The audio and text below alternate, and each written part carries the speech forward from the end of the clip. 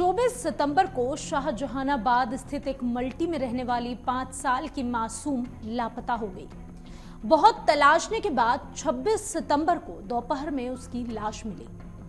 मध्य प्रदेश की राजधानी भोपाल से ये दिल दहला देने वाला मामला सामने आया, जहां एक मासूम को 35 मिनट के अंदर मौत के हवाले कर दिया गया।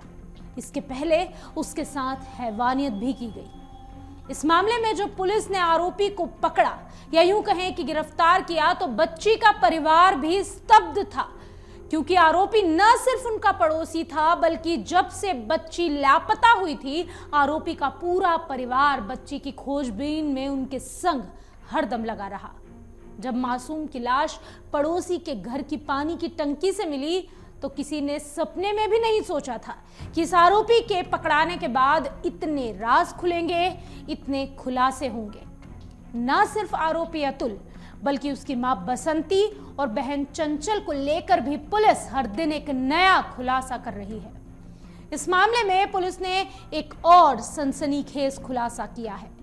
नमस्कार, मेरा नाम है कनुप्रिया सत्तन और आप देख रहे हैं अमर उजाला।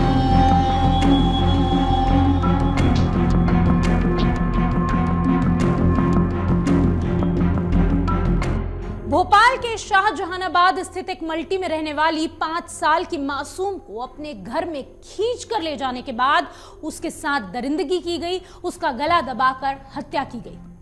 इस कांड को करने वाले आरोपी को पुलिस ने रिमांड पर लिया है। पुलिस उससे पूछताछ कर रही है।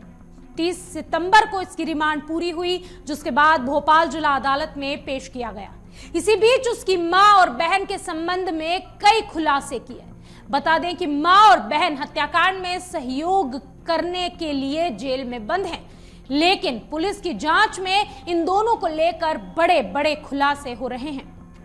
आरोपी अतुल निहाले की बड़ी बहन, जो उसी मोहल्ले में रहती थी, वो 2 मोबाइल नंबर का इस्तेमाल करती थी और युवतियों की फोटो उससे लोगों को भेजा करती थी। इतना ही नहीं, साथ में उन युवतियों के मोबाइल नंबर भी भेजती थी। पुलिस को यह जानकारी आरोपी चंचल के मोबाइल जांच करके पता चली। इस खुलासे के बाद यह आशंका जताई गई कि चंचल किसी न किसी सेक्स रैकेट गिरोह से जुड़ी हो सकती है या मानव तस्करी गिरोह की भी सदस्य हो सकती है। हालांकि जिन्हें युवतियों की फोटो भेजा करती थी, पुलिस उनसे पूछताछ करने वाली है। वहीं उस मल्टी में रहने वाली कई महिलाओं ने गंभीर आरोप लगाए हैं। महिलाओं ने बताया कि दिन में और रात में भी इस आरोपी के परिवार के घर अनजान मर्द आया करते थे। ऐसे में यह आशंका सही हो रही है कि चंचल और उसकी मां किसी तरह के मानव तस्करी गिरोह या फिर किसी सेक्स रैकेट गिरोह से जुड़ी हो सकती है। यानी पुलिस को जो 2 शंका है, वो सच साबित होती हुई शुरुआती सबूतों और गवाहों के आधार पर नजर आ रही है। हत्याकांड का खुलासा होने के तुरंत बाद उस कॉलोनी की एक वृद्ध महिला ने अतुल की मां पर करीब 25 साल पहले उसके बेटे का अपहरण करने का भी आरोप लगाया था। वृद्धा ने कहा था कि आज उसका बेटा 30 साल से अधिक का हो गया है, लेकिन उस समय कई घंटों के बाद मदर इंडिया कॉलोनी में उसका बच्चा बसंती निहाले के कमरे से मिला था। घटना के समय वो और बसंती निहाले का परिवार मदर इंडिया कॉलोनी में पास रहा करते थे। महिला ने यह भी बताया था कि इसके बाद कई बच्चे और किशोरियां जो कि बसंती के संपर्क में थे, अचानक लापता हो गए और आज तक नहीं मिले। इन आरोपों और खुलासे के बाद पुलिस इस पूरे मामले में छानबीन कर रही है। पुलिस ये मानने लगी है कि यह पूरा परिवार संदिग्ध गतिविधियों में लिप्त है। पुलिस खरगोन से अतुल निहाले का आपराधिक रिकॉर्ड मंगवाने के साथ उसके परिवार की वर्षों पुरानी हिस्ट्री भी खंगालने में जुटी हुई है। 24 सितंबर को शाहजहानाबाद स्थित मल्टी में रहने वाली 5 साल की इस मासूम बच्ची, जो कि पहले लापता हुई, जिसके बाद में हत्या कर दी गई। 26 सितंबर दोपहर को उसकी लाश पड़ोस के फ्लैट के बाथरूम में रखी पानी की टंकी के अंदर मिली। ये लाश कपड़ों से लिपटी हुई थी। अतुल निहाले ने उसके साथ पहले दुष्कर्म किया, उसके बाद गला दबाकर मासूम की हत्या कर दी। लाश को छिपाने में उसकी मां और बहन ने उसका साथ दिया। पीड़ित परिवार को कोई भी शक न हो, इसलिए आरोपी परिवार पीड़ितों के साथ मासूम को तलाशने का ढोंग करते रहे, नाटक करते रहे। इसलिए जब बच्ची की लाश मिली तो सब हैरान थे।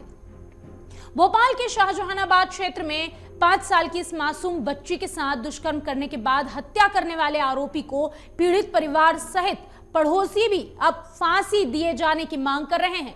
इस पूरे मामले में मुख्यमंत्री ने मामले को फास्ट ट्रैक कोर्ट में चलाने के निर्देश दिए, मगर मामले की जांच एसआईटी कर रही है। मध्य प्रदेश में मासूम बच्चियों से दुष्कर्म और उसके बाद हत्या करने वाले दरिंदों को फांसी की सजा दिए जाने के कानून को बनाया गया है, लेकिन सजा किसी को नहीं मिल पाई है। अब तक करीब 22 ऐसे मामले प्रदेश में आए हैं जिनमें आरोपियों को निचली अदालत से फांसी की सजा तो सुनाई जा चुकी है, लेकिन दरिंदों ने ऊपरी अदालतों में प्रकरण दायर किए हैं और सजा नहीं मिल सकी है। पॉक्सो एक्ट लागू होने के बाद भी देश भर में बच्चियों से दरिंदगी करने वालों को फांसी की सजा का प्रावधान लागू है। बता दें कि प्रदेश में मौत की सजा पाए 41 दोषियों में से 22 को दुष्कर्म और हत्या के मामले उन पर दर्ज हैं, लेकिन हाई कोर्ट और सुप्रीम कोर्ट में मामला विचाराधीन है, जिसके चलते ये आरोपी अब तक जिंदगी जी रहे हैं, यानी अब तक इन्हें सजा नहीं मिली है। बच्चियों के साथ दरिंदगी करने वाले इन आरोपियों को क्या सजा दी जानी चाहिए? कमेंट बॉक्स में आप हमें जरूर बताएं। अगर आप ये वीडियो YouTube पर देख रहे हैं तो हमारे चैनल को सब्सक्राइब करें और बेल आइकन को दबाना ना भूलें। अगर आप Facebook पर ये वीडियो देख रहे हैं तो हमारे पेज को लाइक करें।